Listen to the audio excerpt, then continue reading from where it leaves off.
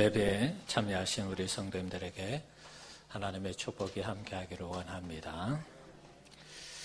아멘. 네, 날씨가 많이 춥죠? 네, 말하기도 싫을 정도로 날씨가 많이 춥습니다. 오늘 새벽에도 우리 교육관 심야 보일러로 물을 따뜻하게 데워놨는데 이제 제가 새벽 기도 나올 때 이제 이 모터를 순환시키는 스위치를 켜려고 하니까 갑자기 이게 나가버려요. 그래서 아마 저 심야 보일러도 또 뭔가 문제가 생긴 것 같아요. 저희 집에도 이제 보일러는 돌아가는데 방이 안 따뜻해요. 이것도 문제가 생긴 것 같아요. 아마 우리 성도님들 가정에도 날씨가 많이 춥다 보니까 아마 이런저런 일들이 많이 있을 것입니다. 자, 주님 오늘 우리 성가대 찬양을 들으면서 참 마음이 좀 뭉클해졌습니다. 주의 사랑으로 우리가 어떤 환경이든 어떤 추위든지 잘 이겨야 되겠습니다. 예, 주님의 사랑으로 우리가 이렇게 살아있다는 거, 주님의 사랑으로 날마다 살아간다는 거 꼭 기억하시면서 오늘 예배를 통해서 다시 한번 우리 자신이 주님과 죽고 주님과 다시 살아나서 주님의 영광을 드러내는 우리 교회가 되기를 주의 이름으로 축원합니다. 지난 주간에 스포츠 부분에서 단연 눈에 띈 스타가 있습니다. 테니스 선수 정연이라는 사람입니다. 호주 오픈에서 4강에 오르는 기염을 토했습니다.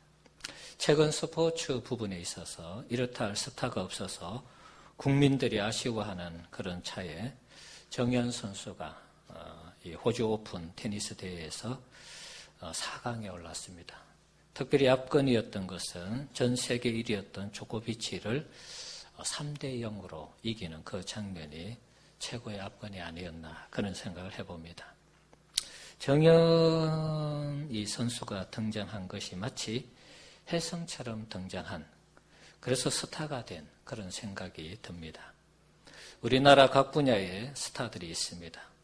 특별히 스포츠 분야에서 국민들이 굉장히 시리에 빠져 있을 때에 이 스포츠 분야에서 두각을 드러내면서 국민들을 위로하고 국민들에게 힘이 되었던 그런 스타들이 많이 있습니다.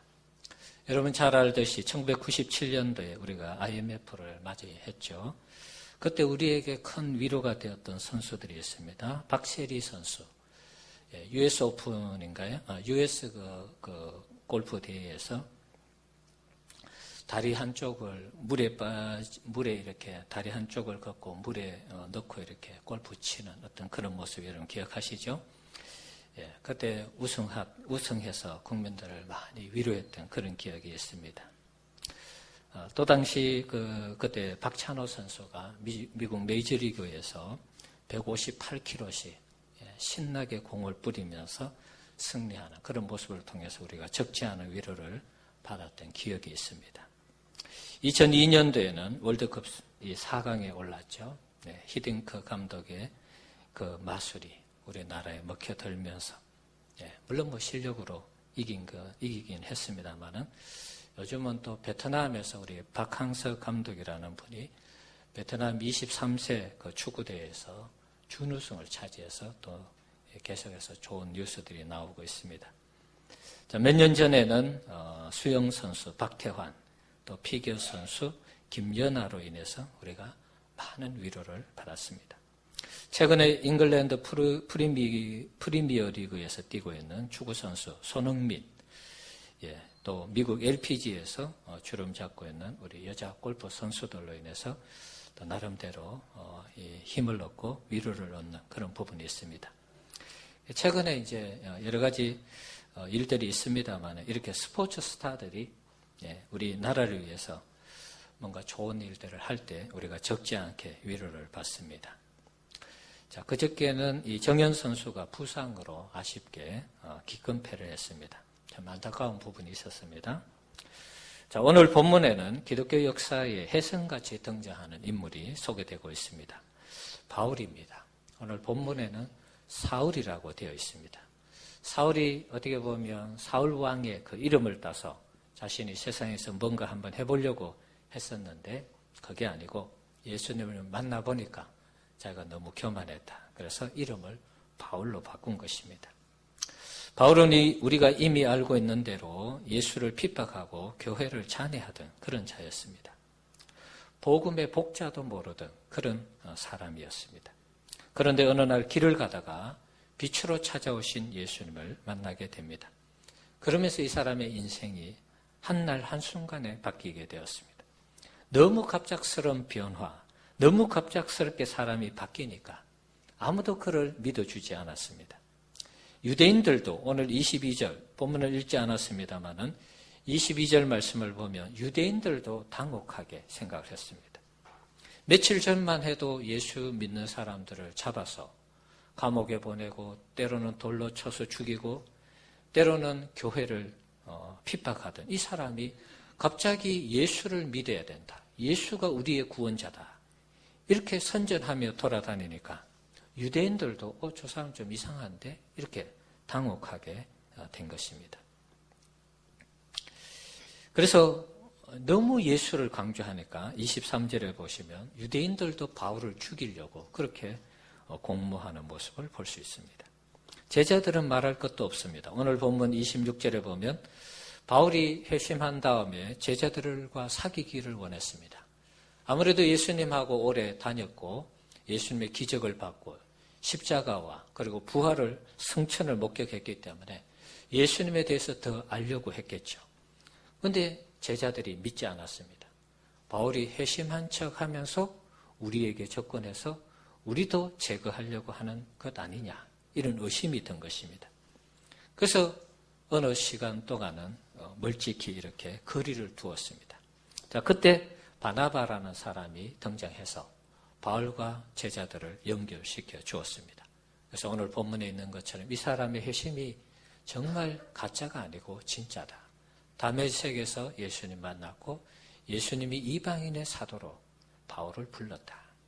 네, 그렇게 바나바가 중재할 때에 바울이 제자들과 교제하게 되고 예루살렘 교회를 출입하게 된 것입니다. 혜성같이 등장한 바울의 등장은 당시 예루살렘과 초대 교회의 유대인들에게 큰 충격이었고 이슈였습니다. 하나님은 때가 되며 그때그때마다 하나님 나라의 구원을 위해서 하나님의 사람을 세우는 이 모습을 우리가 오늘 본문을 통해서 확인할 수 있습니다. 오늘 우리 시대가 사실 또 이런 바울과 같은 하나님의 사람들이 필요한 시대입니다. 예수님도 이 땅에 오실 때에 복음이 가장 왕성하게 뻗어나갈 수 있는 그런 상황, 그런 시점에 오셨습니다. 이것은 저의 말이 아니고 학자들의 말입니다. 갈라디아서 4장 4절의 말씀 보시면 한번 보겠습니다. 읽어봅시다. 때가 차매 하나님이 그 아들을 보내사 여자에게서 나게 하시고 네. 뒤에는 없습니까? 예. 때가 되어서 때가 차매 하나님이 아들을 보내어 주셨다는 것입니다. 자, 이 때가 언제냐? 이게 중요한 것입니다.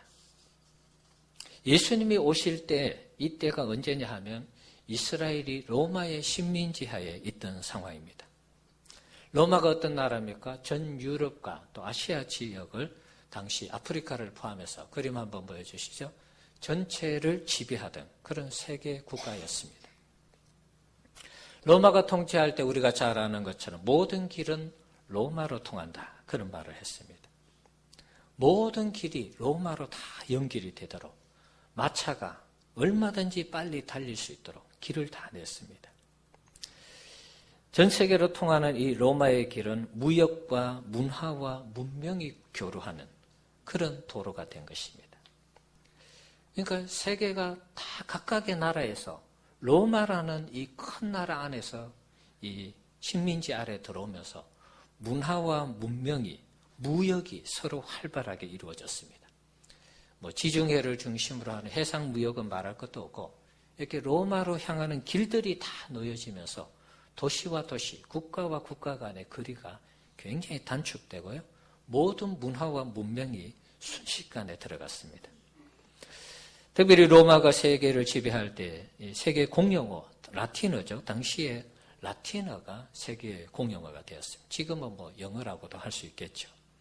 그러니까 사람들과의 대화도 용이해지게 되고 종교 간의 어떤 이런 교류도 활발하게 되고 사람이 물적 자원이 인적 자원, 종교, 교육, 문화, 문명 이런 것이 다 활발하게 오고 가는 그런 시대가 되었습니다. 이런 시점에 때가 되어서 예수님이 이 땅에 오셨다는 것입니다. 예수님의 오시는 이 타이밍은 복음이 온 세계에 가장 빠르게 전파될 수 있는 최적화된 그런 상태에서 예수님이 오셨다고 볼 수 있는 것입니다. 여러분이 보시는 이 지도에서 모든 길이 로마로 통하기 때문에 예수님의 복음이 전파될 때 다 이 길을 통해서 빠르게 급속도로 번져나갔습니다. 바울이 이 길을 통해서 유럽을 복음화시켰고요. 마침내 313년에 콘스탄틴 이 대제에 의해서 기독교가 공인되는 이런 역사적인 일이 있었습니다. 하나님의 일은 이처럼 기가 막힌 타이밍에 그때그때 예수님과 하나님의 사람을 보내어서 하나님의 일을 하게 하시는 것입니다. 구약에도 마찬가지입니다. 이스라엘 백성들이 애굽의 노예로 고생하고 있을 때 하나님은 모세를 준비시켰습니다. 그를 통해서 출애굽을 하기를 원했습니다. 사내 아이로 태어났을 때 당시에는 다 죽었습니다. 그런데 하나님의 특별하신 은혜 가운데 그 어머니의 모성애를 통해서 그 생명이 유지가 되고 마침내 바로의 딸로 입양되는 그런 기적과 같은 일이 일어났습니다. 모세는 40년 동안 애굽의 왕자로서 애굽의 문물을 다 익혔습니다. 하지만 자신의 힘으로 이스라엘을 출애굽시키려는 시도를 하다가 이것이 탄로나면서 40년 동안 이 광야 생활을 하게 되죠. 잊혀진 존재, 실패한 인생으로 살아가게 됩니다. 하지만 하나님께서 또 때가 되었을 때 모세를 불렀습니다. 모세 역시도 잊혀진 존재에서 혜성과 같이 등장해서 이스라엘 백성들 앞에 서서 하나님이 나를 보내셔서 당신들을 출애굽시키기 위해서 나를 보내셨다. 그리고 바로 앞에 서서도 하나님이 나를 보내어서 이 백성들을 데리고 나오도록 했다라고 선포했습니다. 모세의 등장은 이스라엘 백성들이 가장 큰 고통을 받던 그런 시기였습니다. 출애굽기 2장 23절에서 25절의 내용을 한번 보겠습니다. 자, 한번 읽어봅시다. 여러 해 후에 애굽의 왕은 죽었고 이스라엘 자손은 고된 노동으로 말미암아 탄식하며 부르짖으니 그 고된 노동으로 말미암아 부르짖는 소리가 하나님께 상달된지라. 하나님이 그들의 고통 소리를 들으시고 하나님이 아브라함과 이삭과 야곱에게 세운 그의 언약을 기억하사 하나님이 이스라엘 자손을 돌보셨고 하나님이 그들을 기억하셨더라. 아멘. 자, 애굽에 내려갔던 그 야곱의 가족들이 이제 200년 또 300년, 400년 가까이 430년 종살이 했으니까 400년 정도 되면서 200만 명, 처음에는 한 70명이 내려갔는데 200만 명이 되는 이런 큰 민족을 이루게 되었습니다.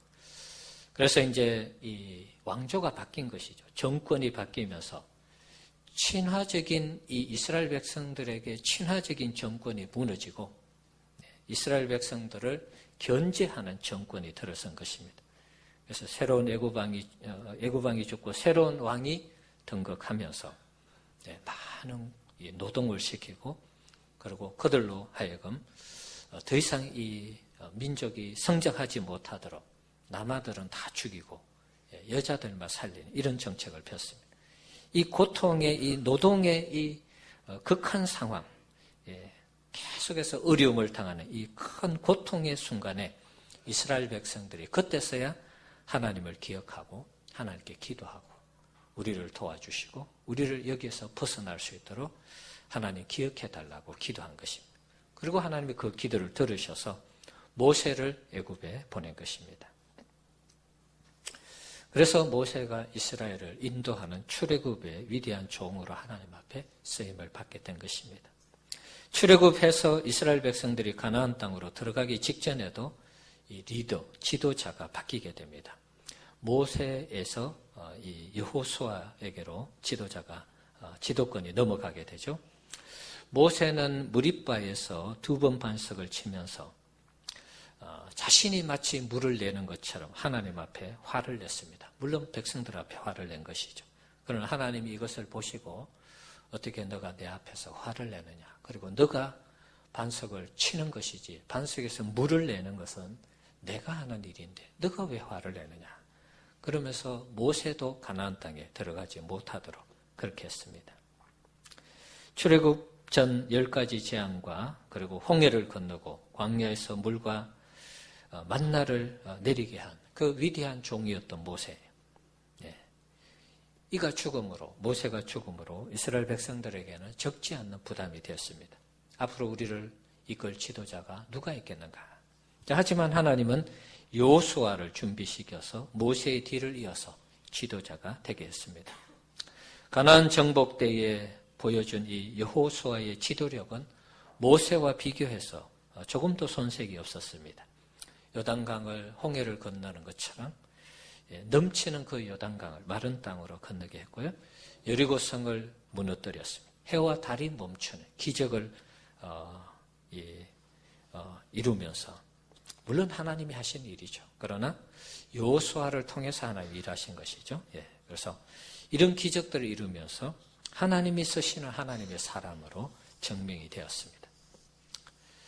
자, 하나님은 그때그때마다 사람이 없을 것 같은데 사람을 세워서 또 지도자를 세워서 하나님의 사람들을 세워서 하나님의 일을 하게 되는 그런 모습을 볼 수가 있습니다. 여호수아 이후에는 이렇게 눈에 띄는 지도자들이 등장하지 않습니다. 그 이유가 있습니다. 가나안 시대, 가나안 땅에 들어가서는 하나님이 왕이시니까 하나님이 통치하는 의미에서 지도자를 세우지 않았습니다. 이스라엘 백성들이 출애굽할 때는 모세가 필요하고 여호수아가 필요했지만 가나안 땅에 들어가서는 하나님이 왕이시기 때문에 하나님 말씀대로만 하면 됐습니다. 그런데 사람은요, 이게 누군가 지도자가 눈에 안 보이면 자기 마음대로 행하는 그런 안 좋은 습성이 있어요. 그러니까 사사기 시대가 되면서 자기 마음대로 신앙생활을 했죠. 최악의 상황으로 떨어졌습니다. 자, 이런 상황에 어두움이 아무랬던 시대를 깨운 종이 사무엘이었습니다. 사무엘이 신앙 교육을 하고 다시 부흥운동을 일으켰죠. 사무엘 이후에 다윗이 이스라엘 나라의 왕이 되면서 황금시대를 열었습니다. 하나님은 위기의 시대마다 그때마다 혜성과 같은 인물들을 등장시켜서 하나님의 일을 하게 한 것입니다. 자, 이제는 우리 차례입니다. 한번 따라합시다. 이제는 우리 차례다. 우리가 이제 하나님의 이런 역사하심, 일하심을 보면서 그런 일이 있어서 그러고 끝나면 아무런 의미가 없잖아요. 그런 일들이 오늘 우리 시대에 다시 일어나야 되겠죠. 이런 일들이 우리 시대에 우리를 통해서 혜성과 같이 등장하는 교회와 우리 성도님들을 통해서 하나님의 살아계심을 이 시대에 나타내고 이 시대에 드러내야 할 줄 믿습니다. 오늘 우리 시대가 국가적으로도 위기를 맞이했고 신앙적으로도 위기를 맞이했습니다. 오늘 장로님도 그런 기도하셨죠. 우리가 너무 하나님 앞에 정말 신앙으로 살아가는가? 가끔은 우리 자신을 돌아볼 때 내가 정말 신앙으로 살아가는 사람인가? 그런 생각을 할 때가 있습니다. 국가적인 대사는 정치인들에게 맡기고 물론 우리가 해야 되는 부분도 있습니다. 여론을 조성하고 잘못된 여론에 반대 투표를 하고 이런 부분들이 있습니다. 하지만 우리가 한계가 분명히 있습니다. 하지만 우리가 잘하는 거, 신앙적인 부분에서는 우리가 더 열심을 내야 되겠습니다. 우리가 하나님 앞에 신앙으로 열심히 하나님을 섬기면 우리를 통해서 하나님은 이 시대를 깨우고 세우고 살리는 일에 우리를 귀하게 쓰실 줄 믿습니다. 우리 개인뿐만 아니라 우리 가정과 우리 교회도 마찬가지입니다. 우리가 하나님 앞에 잘하는 부분, 신앙생활을 잘할 때 하나님이 우리를 들어서 세상을 깨우는 것입니다. 시대가 어두워질수록 우리는 시대를 밝히는 빛과 소금의 역할을 감당해야 하겠습니다. 북이스라엘 시대의 아합 왕, 오늘 새벽에 살펴봤죠? 북이스라엘 시대의 아합 왕 시대의 엘리야처럼 여로보암이 정권을 북이스라엘에 잡은 이후에 시간이 갈수록 하나님에 대한 신앙이 희미해져 갔습니다. 그때 엘리야가 등장하면서 하나님 살아계시고 너희들이 바르게 신앙생활을 하지 않기 때문에 3년 6개월 동안 비가 오지 않은 것이다. 그것을 깨우쳐 주었습니다. 그래서 바알과 아세라 선지자들과 갈멜산에서 영적 전투를 하면서 하늘에서 불이 떨어지는 그 상황을 보여주면서 하나님 살아계시고 우리가 함께 신앙생활 잘하면 하나님이 이렇게 비를 내리신다.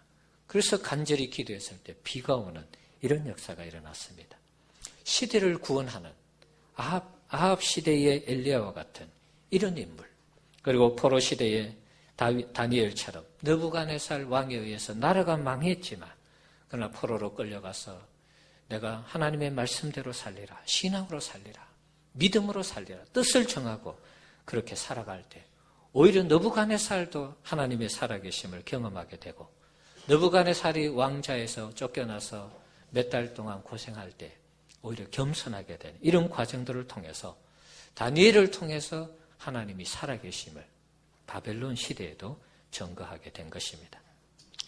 자, 오늘 우리 시대가 이런 하나님의 사람이 필요하다는 것입니다. 성경 말씀은 시간이 갈수록 말세가 가까울수록 우리의 신앙이 더 안 좋아질 것에 대해서 예언하고 있습니다. 예수님은 마지막 시대에 우리의 믿음을 보겠느냐 그런 말씀하셨죠. 누가복음 18장 8절에 보면은 한번 읽어보겠습니다. 인자가 올 때에 세상에서 믿음을 보겠느냐 하시니라. 인자가 마지막에 재림 때에 주님이 다시 오실 때 세상에서 믿음을 보겠느냐? 나를 제대로 믿는 사람 있겠느냐? 나에게 믿음을 갖고 기도하는 사람 있겠느냐? 사실 누가복음 18장 이 1절에서 8절 내용은 과부의 원한 맺힌 기도를 그 불의한 재판관이 들어주는 그런 장면이죠. 그 앞에 타이틀이 무엇입니까? 기도하다가 낙심하지 말아야 될 것. 기도하다가 낙심하지 말아야 될 것을 비유로 이 원한 맺힌 과부의 이야기를 소개하고 있습니다. 그 마지막에 예수님이 이렇게 말씀하신 것입니다. 인자가 올 때에 세상에서 믿음 보겠느냐?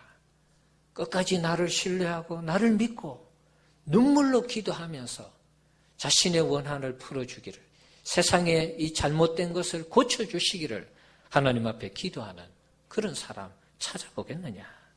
굉장히 예수님의 말씀은 회의적인 그런 분위기가 드러나고 있습니다.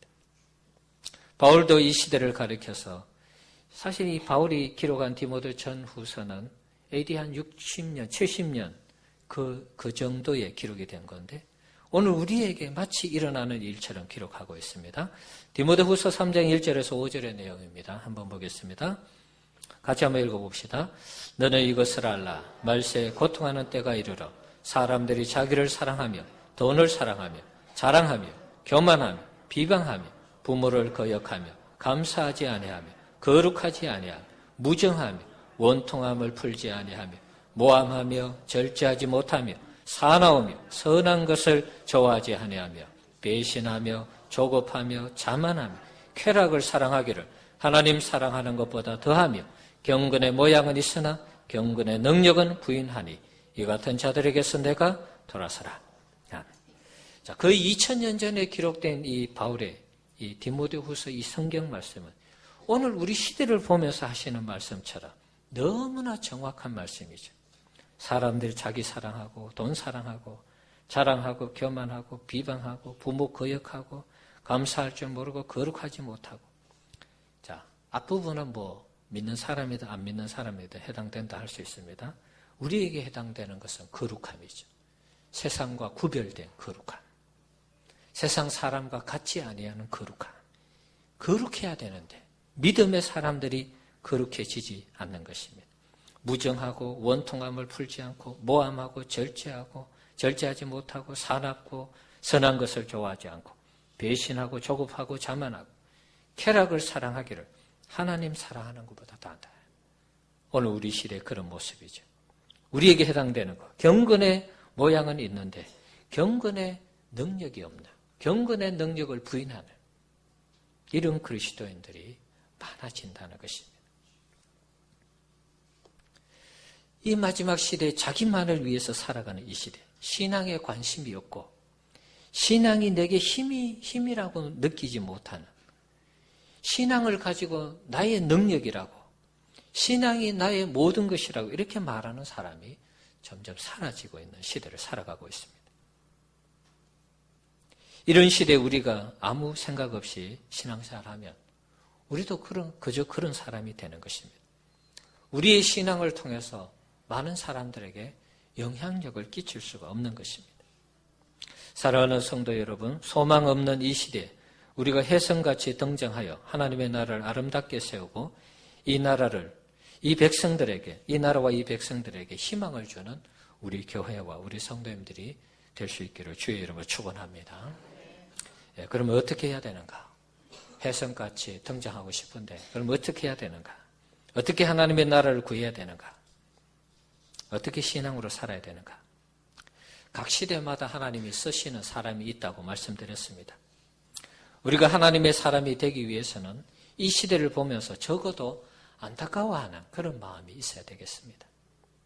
그 안타까운 상황을 가지고 하나님 앞에 부르짖고 그 안타까운 상황을 고쳐달라 그러고 살려달라 그러고 도와달라고 우리가 하나님 앞에 부르짖어야 되겠습니다. 시대가 그러니까 어쩔 수 없어. 그리고 우리도 그렇게 살아가고 그렇게 편승해서 살아간다면 우리도 어쩔 수 없는 그저 그런 사람이 되겠죠. 시대가 이렇지만 하나님 시대가 이러면 안 되잖아요. 믿음이 없는 시대가 되면 안 되잖아요. 쾌락 사랑하기를 하나님보다 더 사랑하면 안 되잖아요. 경건의 모양만 있고 능력이 없는 우리를 보면서 이렇게 되면 안 되잖아요. 그러면서 기도할 때 그것이 하나님의 이 능력을 덧입는 시작점이고 출발점이 될 줄 믿습니다. 예레미야가 이런 고백을 했습니다. 예레미야 20장 8절 9절 우리가 잘 아는 말씀이죠. 한번 읽어봅시다. 내가 말할 때 외치며 파멸과 멸망을 선포하므로 여호와의 말씀으로 말미암아 내가 종일토록 치욕과 모욕거리가 됨이니이다. 내가 다시는 여호와를 선포하지 아니하며 그의 이름으로 말하지 아니하리라 하면 나의 마음이 불붙는 것 같아서 골수에 사무치니 답답하여 견딜 수 없나이다. 예레미야는 마지막 남유다가 멸망할 때 쓰임받은 선지자죠. 당신들이 이렇게 신앙생활하면 나라 망하고 포로로 다 잡혀갑니다. 외쳤습니다. 선포했습니다. 그런데 사람들이 싫어했습니다. 나라 망한다고 그러는데 누가 좋아할 사람이 있습니까? 포로로 잡혀간다 그러는데 누가 좋아하겠습니까? 오히려 욕을 하고 비난을 하고 가짜라고 그러고 그랬습니다. 그 이야기를 들을 때마다 치욕을 당하고 모욕을 당하는 것입니다. 그러면 어떤 생각이 듭니까? 그럼 얘기하지 말지 뭐. 내가 하나님 앞에 이렇게 소명을 받아서 돌아서라고 그렇게 이야기하는 이유가 돌아서라고 하나님 앞에 돌아오고 하나님 의지하고 나라 망하지 않고 포로로 잡혀가지 않도록 신앙으로 살아야지 믿음으로 살아야지 이렇게 결단하고 돌아서라고 얘기하는데 싫어하는 것입니다. 그래서 그러면 말하지 말지 뭐. 좋은 소리도 못 듣고 맨날 욕만 얻어먹고 말하지 말지 뭐 그런 마음을 가집니다. 그런데 어떻습니까? 이 속에서 불이 올라오는 것입니다. 내가 여호와를 선포하지 아니하며 그의 이름으로 말하지 아니하리라 하면 굳게 결심하고 다짐하고 이제 이야기 안 해야지 해도 소용없어 포기해야지 그런 마음이 올라올 때에 이 마음이 불붙는 것 같아서 골수에 사무치니 답답하여 견딜 수 없나이다. 그래서 또 얘기하는 것입니다. 선포하고 기도하고 결국엔 안 돌아왔어요. 결국은 남유다가 망했습니다. 포로로 잡혀갔습니다. 적어도 우리가 이 시대를 보면서 예레미야와 같은 이런 마음이 있어야 되겠습니다. 어쩔 수 없어. 그러면 다 어쩔 수 없잖아요, 여러분. 어쩔 수 없다고 얘기하면 다 어쩔 수 없어요. 그럼 거기에는 희망이 없는 것입니다. 어쩔 수 없는 상황을 가지고 우리가 기도하는 것이죠. 어쩔 수 없을 때 우리가 하나님을 의지하는 것이죠. 하나님만이 우리를 구원하고 우리를 도우시는 분이니까 어쩔 수 없다고 주저앉으면 아무것도 안 되는 것입니다. 어쩔 수 없을 때 기도하고 하나님을 찾아야 되는 것입니다. 한나도 마찬가지입니다. 사사기 시대에 자기 마음대로 행하던 그 시대에 하나님이 왕이지만 하나님을 인정하지 않던 그 시대에 시대적으로 하나님의 사람이 필요했습니다. 자신에게는 아들이 필요했습니다. 그래서 하나님 앞에 자신의 삶을 드리는 것입니다. 내게 아들을 주시면 아들 잘 키워서 하나님께 드릴게요. 자기 마음대로 하던 시대에 자신을 쳐서 복종시킨 것입니다. 그래서 아들이 낳았을 때 어린 아이지만 자기가 서원을 했기 때문에 하나님께 드린 것입니다. 하나님이 그 믿음을 받으시고 사무엘이라는 이스라엘의 영적 지도자로 세웠어요. 그래서 그 어두운 시대를 끝내게 한 그 인물이 사무엘이고 사무엘 뒤에는 그 한나의 기도와 헌신이 있었던 것입니다. 세상이 다 이렇다고 우리가 하나님 앞에 불평하고 원망해서는 안 되겠습니다. 세상이 이렇지만 이런 세상에서 우리가 믿음으로 살아가기 위해서 결단해야 되는 것입니다.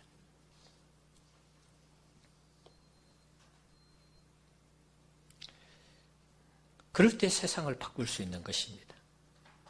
세상이 이러니까 그냥 뭐 이렇게 살지 뭐. 이러면 거기에는 아무런 변화가 일어나지 않습니다. 먼저 우리는 이 시대의 아픔과 슬픔을 가슴에 품고 하나님의 마음을 가지고 기도해야 되겠습니다. 그럼 하나님께서 우리를 찾아오셔서 이사야에게 말씀하신 것처럼 내가 누구를 보내며 누가 우리를 위하여 갈고 하나님의 탄식을 듣게 될 것입니다. 그때 우리가 이런 상황들을 보면서 하나님 제가 여기 있습니다. 부족하지만 연약하지만 나를 보내세요. 나를 쓰십시오. 그렇게 할 수 있는 것입니다. 시대적인 상황을 보면서 우리가 안타까워하지 않고 가슴 아파하지 않고 눈물로 기도하지 않는데 우리가 하나님을 위해서 자원하면서 하나님을 위해서 일하겠다고 말할 수 없는 것입니다. 하나님의 일에는 우리가 주도권을 가지면 안 됩니다. 그럼 반드시 실패하게 되어 있습니다. 모세를 보면 알 수 있습니다. 앞에서도 말씀드렸습니다. 40세 왕자로서 힘이 있고 권력이 있고 사람이 있었습니다. 자기 힘으로 하려고 했습니다. 실패했습니다. 하나님의 일은 하나님이 주도권을 가지고 해야 되는 것입니다. 그래서 우리는 기도하고 기다리면서 시대가 이렇고 상황이 이렇습니다. 하나님 일하십시오. 하나님 도와주십시오. 하나님 역사하여 주십시오. 그렇게 기도하면서 기다려야 되는 것입니다. 때가 되면 그런 사람을 찾아오는 것입니다. 하나님이 그 사람을 들어서 하나님의 일을 하게 하는 것입니다. 그때 혜성과 같이 우리가 등장해서 하나님의 일을 하면 되는 것입니다. 준비된 리더의 대표적인 모습은 앞에서 말씀드린 것처럼 여호수아입니다. 여호수아는 모세 밑에서 착실하게 수업을 받았습니다. 이런 것을 하나님이 멋있게 들어 사용하셨습니다. 모세 못지않게 사용했습니다. 우리도 마찬가지입니다. 하나님이 우리를 들어 쓰실 것을 기대하면서 지금부터 기도하고 잘 준비해야 되는 것입니다. 우리 교회가 작다고 여러분 무시하지 마시고 내 자신이 이 시골 지역에 살아간다고 여러분 자신을 무시 안 했으면 좋겠어요. 하나님은 우리가 하나님의 일을 하기를 원하고 하나님의 마음을 가지고 이 시대를 안타깝게 바라보면서 하나님이 역사하시기를 기도하고 기대하는 자에게 찾아오셔서 하나님의 일을 하게 하는 것입니다. 우리가 하나님께서 찾아오실 때까지 우리는 성실하게 기도하고 우리에게 맡겨진 직분과 일에 대해서 최선을 다해야 하는 것입니다. 때로는 훈련을 받고 때로는 교육을 받고 내게 주어진 삶에 있어서 잘못된 부분들은 개혁하고 개선해 나가야 되는 것입니다. 연초에 설계에 대한 얘기를 했습니다. 때로는 부리를 다 부셔뜨리고 날개를 다 뽑아버리고 발톱을 다 뽑아서라도 우리 자신이 개혁되고 새로워져서 정말 하나님이 이 시대에 필요한 하나님의 사람으로 거듭나기 위해서 우리는 몸부림을 쳐야 되는 것입니다. 하나님은 하나님의 일을 함에 있어서 대체로 세상에 이름 있는 사람들을 잘 쓰지 않습니다. 쓰는 경우도 있습니다. 그러나 대체로 그렇지 않습니다. 왜냐하면 세상에 잘난 사람들은 자기가 했다고 그러니까 하나님이 별로 기뻐하지 않습니다. 오히려 하나님은 세상에 못난 사람, 부족한 사람, 약하고 미련한 사람들을 통해서 하나님의 일을 하게 해서 하나님이 하셨다라고 고백하게 하는 것입니다. 고린도전서 1장 26절에서 29절의 말씀입니다.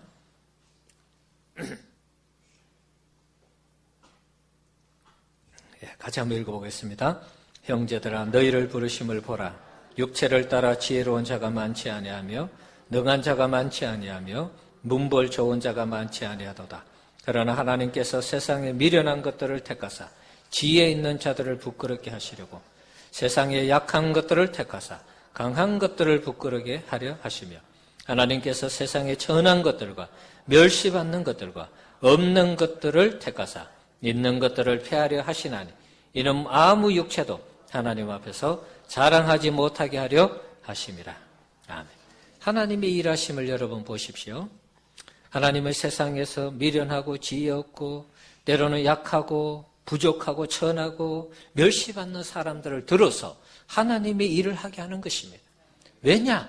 하나님이 하셨다라고 보여주고 하나님이 하셨다라고 간증하도록 그렇게 역사하는 것입니다. 이게 하나님의 역사입니다. 12명의 제자들을 보십시오. 그들 중에 대단히 많이 배운 사람이 있습니까? 없습니다. 대부분 어부, 세리, 대부분 그 시대에 어떻게 보면은 약한 자의 삶을 살아가던 사람이었습니다. 기독교 역사를 봐도 대부분은 그렇습니다. 우리가 수많은 이름을 부르고 있는 조지 뮬러, D.L. 무디 같은 사람, 다 약한 사람이었습니다. 전에도 몇 번 말씀드렸죠. 조지 뮬러 방탕한 사람이었습니다.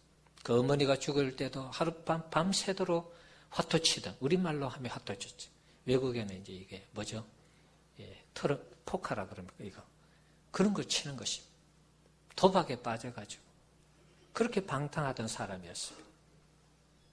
그런데 예수를 만나고 나서, 고아의 아버지가 되어서, 수많은 고아들을 살리는 하나님의 살아계심을, 기도의 5만 번 기도 응답을 받은 기도의 사람이 되었습니다. 이런 사람을 통해서 하나님이 살아계심을 드러내는 것입니다. D.L. 무디 초등학교도 제대로 안 나온 사람이죠. 구두닦기, 구두수송국이었습니다. 성령이 임하면서 그 침체됐던 미국 1800년대 후반기, 1900년도 초에 놀라운 부흥을 일으키는 하나님의 도구로 쓰임을 받았습니다.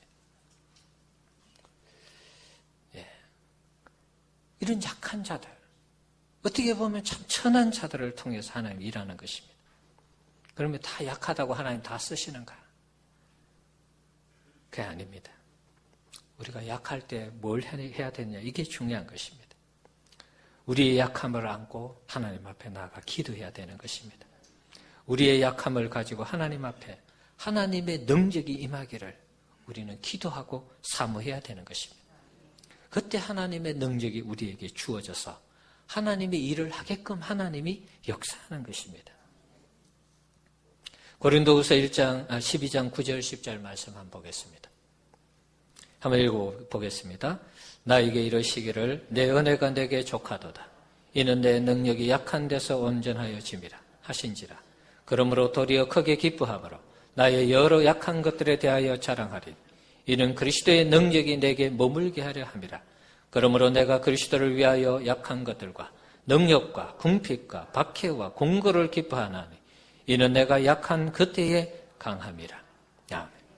자, 이 말씀은 바울이 복음을 전하다가 안질인지 간질인지는 모르겠습니다만은 복음 전하는데 자꾸 방해가 되니까 하나님 고쳐주세요. 치유해 주세요. 3번 기도했습니다. 간절히 기도했습니다. 그때 하나님께서 내 은혜가 내게 족하다 이렇게 응답을 주셨어요. 내 능력이 약한 데서 온전하여 진다 이렇게 말씀하셨어요. 여러분, 우리가 약하다고 가만히 있으면 그냥 약한 존재로 끝나는 것입니다. 우리의 약함을 가지고 하나님 앞에 나아가 기도해야 되는 것입니다. 세상을 보며 교회를 보면서 세상이 왜 이렇습니까 하나님? 교회가 왜 이렇습니까 하나님? 그런데 제가 뭘 할 수 있는 게 아무것도 없습니다. 저는 약하고 부족하고 연약합니다. 하나님은 어떻게 해야 되겠습니까? 그런 마음을 가지고 하나님 앞에 나와서 기도하고 울부짖고 이 시대에 이러면 안 되잖아요.